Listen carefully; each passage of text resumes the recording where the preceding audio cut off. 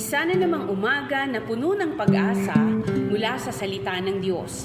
Halina at makibahagi sa ating umagang pagbubulay, pagpapalakas at pagpapatatag sa ating pananampalataya sa Panginoong Hesus. Mula sa Section 6 ng Southern Tagalog District Council of the Assemblies of God, tayong lahat ay magkaisa sa pagpapalagong espiritual.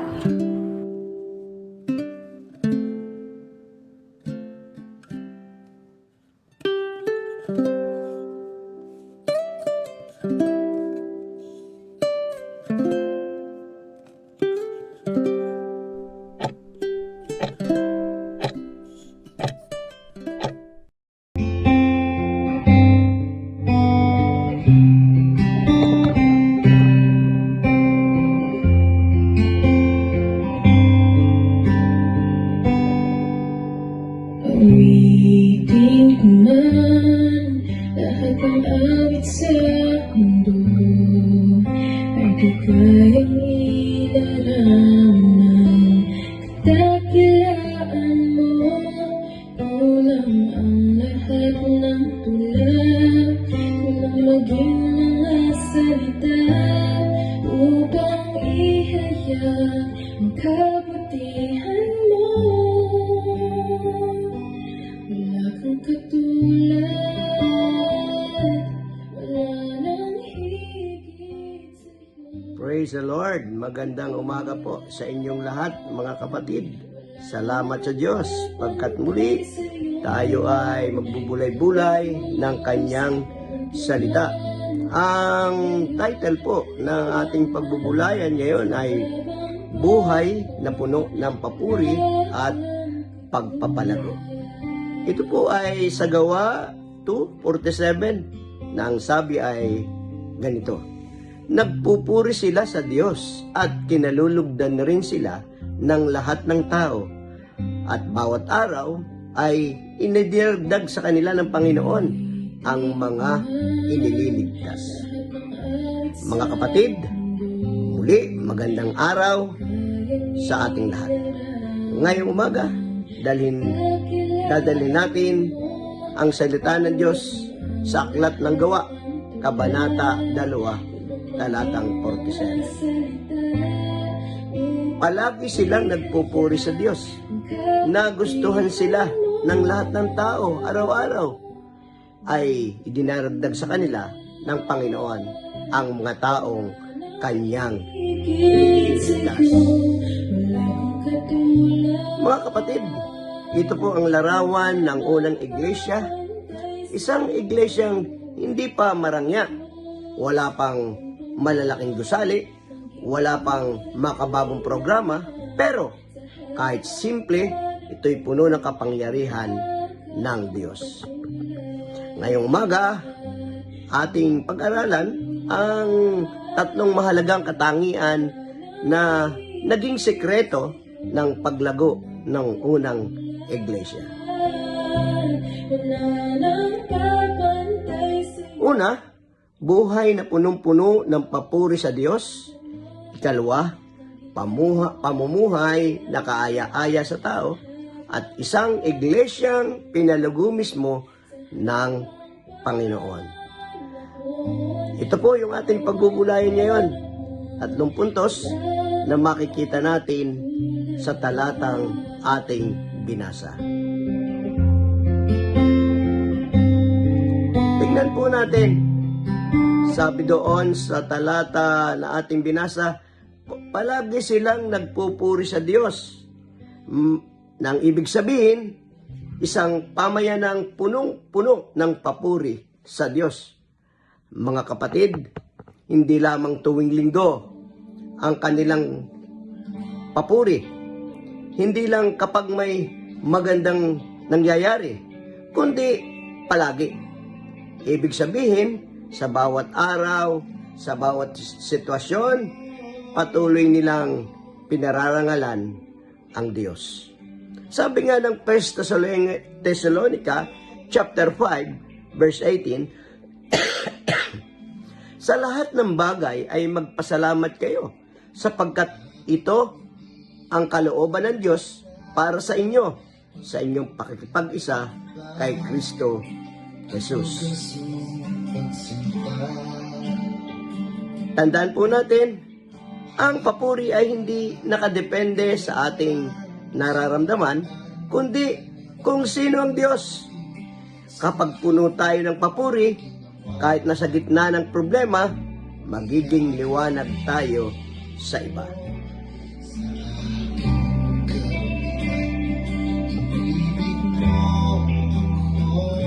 Tayo po ay parang isang kandila sa dilim. Maliit man ang liwanag, pero sapat para makita ng iba ang daan. Ganyan din po ang taong laging nagpupuri. Siya ay nagiging liwanag sa mundong puno ng reklamo at kadiliman. Kahit madilim, may konting liwanag, makikita pa rin ang daan. Kahit simple lang na mga papuri at pagsamba sa Panginoon, makakapagbigay pa rin ito ng kaliwanagan at ang mga tao ay mamamangha pagkat may mga tao na nagpupuri at sumasamba pa rin sa ating Panginoon. Purihin ang ating Panginoon. Isa pa, sa talatang ating binasa ay nagustuhan sila ng lahat ng tao. Mga kapatid, nakikita ng mga tao ang pagkakaiba ng unang iglesia. Hindi sila kilala dahil sa mga struktura, kundi dahil sa kanilang pagmamahalan at pagkakaisa. Mga kapatid, napakahalaga ng dalawang bagay na yon, pagmamahalan. At ito mismo ay utos sa atin ng Diyos. Sabi nga ng Panginoon, "This is my new commandments, that love one another." Magmahalan kayo, mga kapatid, at malalaman na tayo kanyang mga alagad kung tayo ay nagmamahalan. Isa pa ay ang pagkakaisa. Mahalaga po ang pagkakaisa. Kung hindi tayo magkakaisa, magiging magulo ang isang lugar. Hindi natin maaakit ang mga tao sa paanan ng Panginoon dahil mismo tayong buhay. Buhay mismo natin ay hindi kasiyasiya. Mismo tayo, hindi maayos ang kalagayan. Walang pagkakaisa. Hindi po magkakaigi. Kaya kapatid, bilang mga tinawag ng ating Panginoon, dapat makita sa atin ang pagmamahalan at pagkakaisa.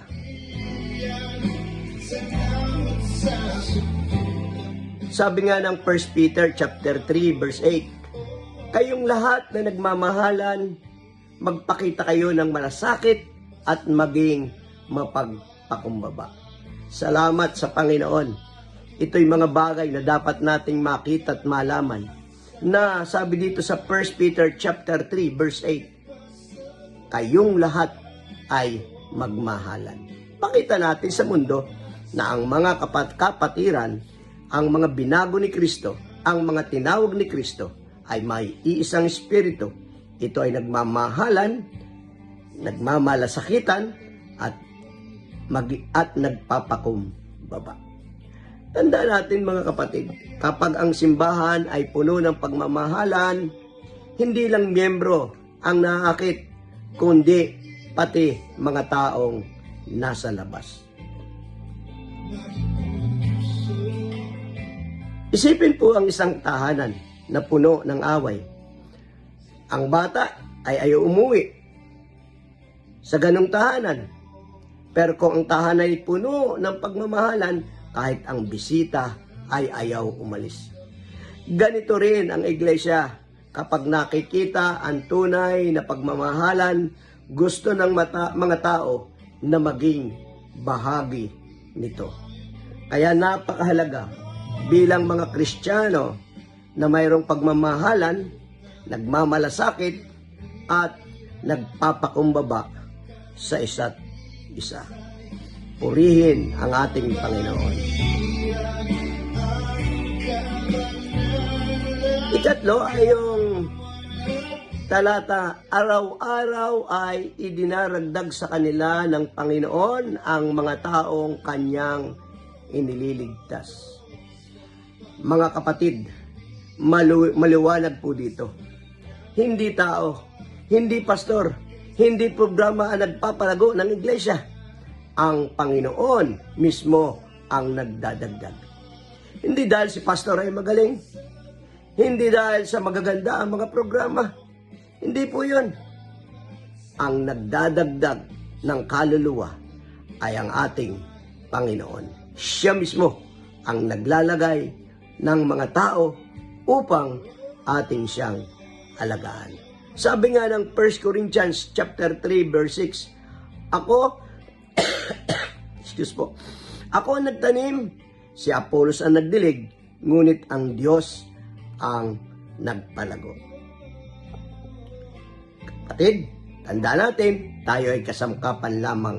Ang trabaho natin ay magtanim ng salita, magbahagi ng ebanghelyo, magpakita ng pag-ibig, pero ang Diyos ang magbibigay ng paglago at kaligtasan sa isang tao.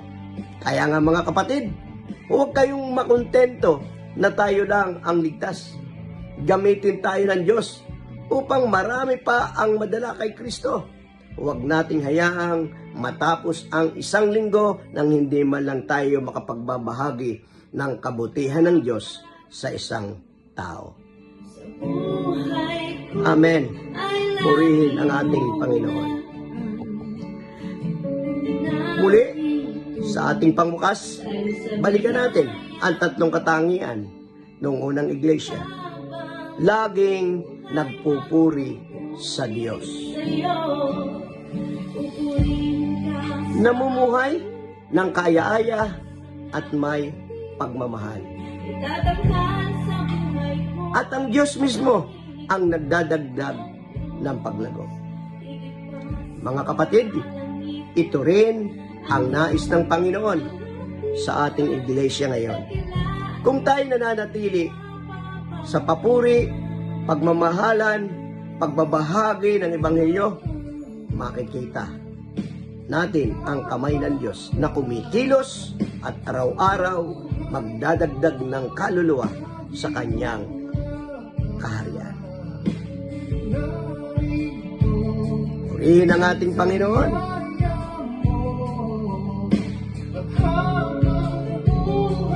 Tayo po ay manalangin.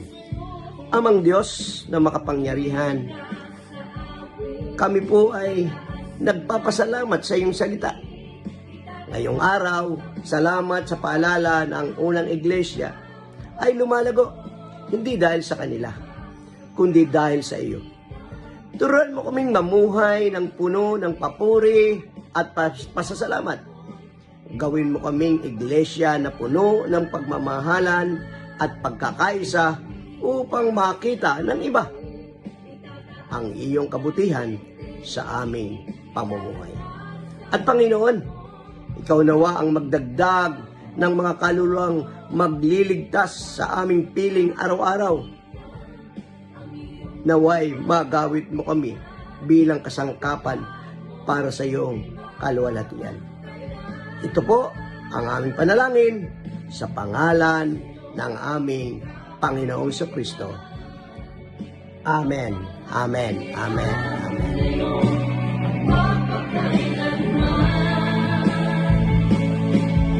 Jesus